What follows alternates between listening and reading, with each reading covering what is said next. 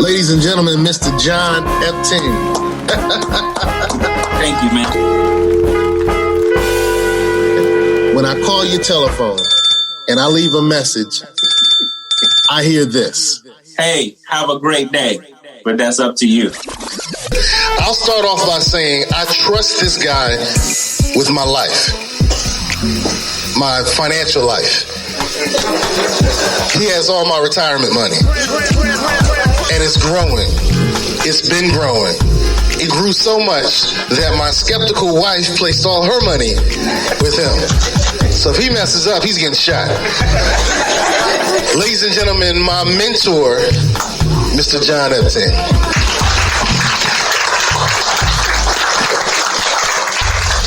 Yeah, if you guys know Rhonda, you don't want to mess with Rhonda. So don't worry. We're going to do all that we can to get that money to grow. How are you guys this evening? You know, my name is John Epting. I've known Seiko for a number of years, and he's always asking me to come out and do things. I'm kind of a private guy. I kind of like to live a quiet life and don't want to be involved in stuff. But over the last few years, because of him and some of his colleagues, they've pushed me out there a little bit. I'm originally from the south side of Chicago, and I'm not originally from here. All right. Yeah, let's not tell nobody, right? I'm originally from the south side of Chicago. I was born and raised in Chicago for the first 16 years of my life, and then we moved to Nebraska. And yes, there's black people in Nebraska. You don't have to look at me like that.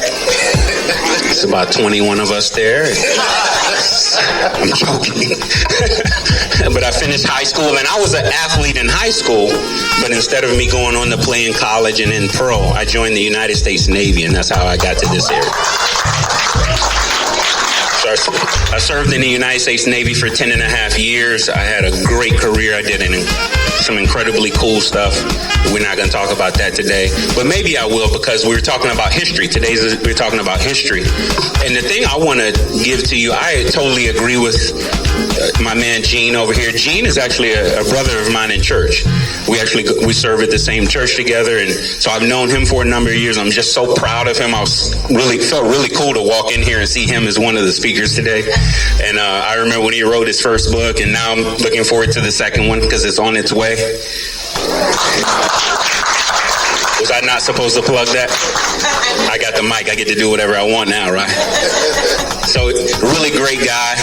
Today I run a financial firm. I got introduced to financial services about 18 years ago. Actually, Saturday was my 18-year anniversary. I run a World Financial Group, Trans-America Financial Advisor Agency. So we have about 6 offices in this area. My office is in Town Center, Virginia Beach. But I just got recruited into it because I want to learn money. But tonight's not me to talk about that. Today, we want to talk about history. And Eugene was right. You do have to embrace struggle. You know, some years ago, and my wife and a few of my mentors are the ones that helped me get over this.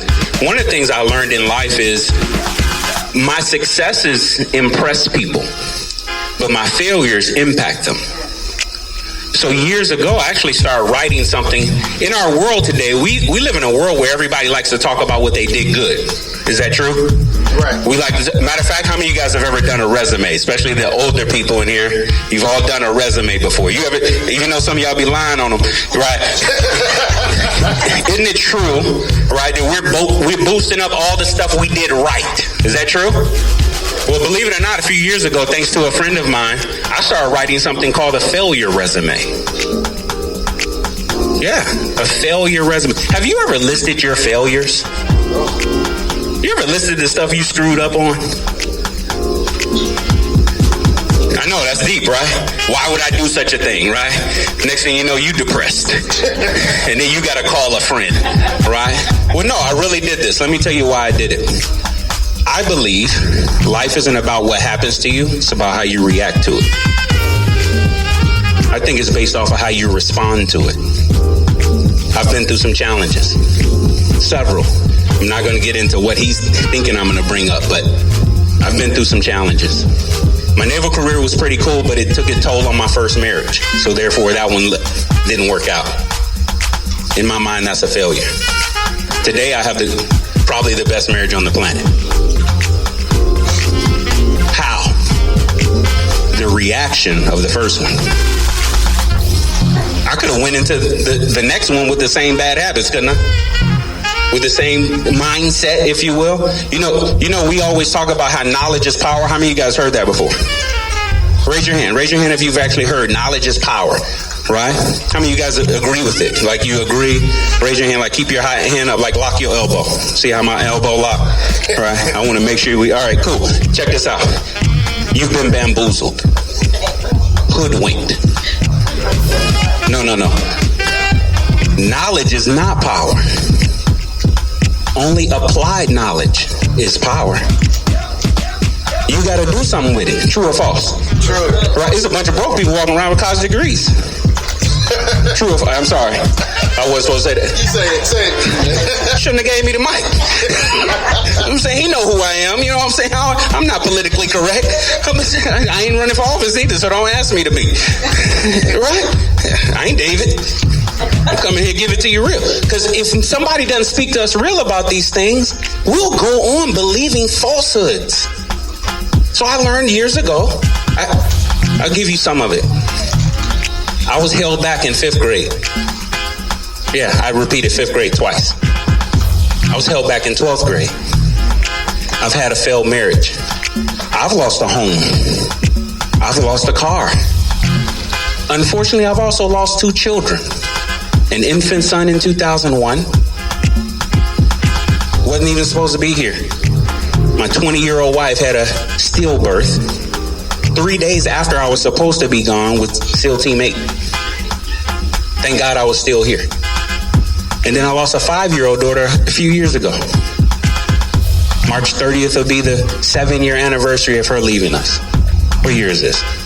2019, right? Carry the one. Yeah, 7 years ago. Right? How many of you guys have been through some stuff? My stuff sound different, don't it? You hear how I said it? I didn't say it sound worse. It's just different. You got to go through your stuff. I got to go through mine. Right? My stuff isn't worse than yours. It's just stuff. Why do I say it that way? Because you have to respond to it correctly. So I started writing a failure resume. Let me tell you where I'm going. I started writing down the stuff I messed up on. And I noticed that the ones that I respond correctly to, a blessing happened therefore after. Because for every seed of adversity, there's a benefit equal to or greater than that adversity, if you look for it. I'll say that again. For every adversity that you face, there's a seed of benefit equal to or greater than the adversity, if you look for it. Even from losing my child, my wife and I made a decision and a precision that we were going to look at that a certain way. And we were still going to give God glory whether he took her or he allowed us to keep her, because she wasn't ours anyway. We were merely stewards of her. So I can't be mad that he came back and got his child. So I respond to it correctly, and actually I'm still reaping the fruits of that benefit because we look for it. I was held back in 5th grade. Now, of course, that sucks. When you're in 5th grade, you don't think about that, okay? I was held back in 12th grade, okay. That sucked too, right? We moved to Nebraska. They don't count my freshman year credits in Nebraska. Okay, that sucked, right? It took me a long time to find the seed of benefit, you understand? Like a decade or more, right? But normally if you catch the seed of benefit, there's a blessing right behind. Something great is coming. I also listed some failures and I didn't respond to them correctly. And I had to pay for that for 3 years in the one I'm thinking about. For 3 years I struggled, still bitter, still upset, still pointing the finger. So I learned some lessons in my life. 1, life isn't about what happens to you. It's about how you react to it. 2, golden fold, right? Is that right? That's what this is? Golden fold. All right. That sounds like a leadership program. Okay. Couple rules in leadership. Leadership is influence. And the first rule of leadership is everything's your fault. If you take responsibility, you have an opportunity to change it. If you point the finger, now you're waiting on somebody else to change. That sounds like slavery to me. And too many people died for me to be free. So I never allow any, in my family, in my house, I'm the priest, prophet, protector, and provider. First rule of leadership is my fault. Everything, I make final decision. Love my wife. She's the CFO of my company. I'm still taking the responsibility. And because I live like that, everybody around me is free for me to make those decisions because they know I'm going to take the responsibility. When everything's go right, high five all around. Man, we made a great decision. It was awesome. We did it. Man, that was beast. When everything goes wrong, when things go right, I give it to them. Things go wrong, I take the responsibility. Why? Because everything is my fault. Does that make sense? Last but not least, my man was talking about figuring out what you want, because I need to talk to these young people. You got to figure out what you want. The reason I get to live my life now, and I've done okay. You know, we've done okay.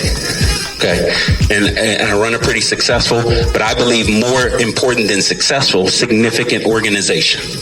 Right, I have great people. Actually, one of them sitting over here is a couple of clients of mine in this room. Years ago, I figured out what I wanted, why I wanted it, and what I was willing to do and sacrifice to get it. I pose those questions to you. I believe one of the top 5 reasons people don't succeed or get to where they want to be in life is they haven't figured out what they want. I'm not talking about loose stuff. You know how people every year say, I'm going to lose weight? That's loose. How much weight? I want to make more money.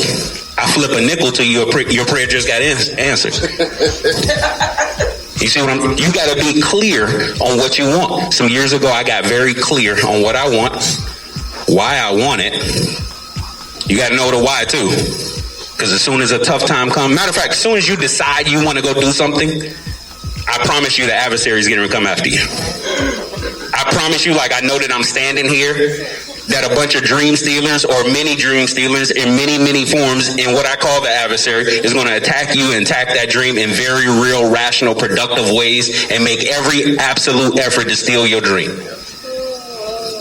They come in the form of people who love you.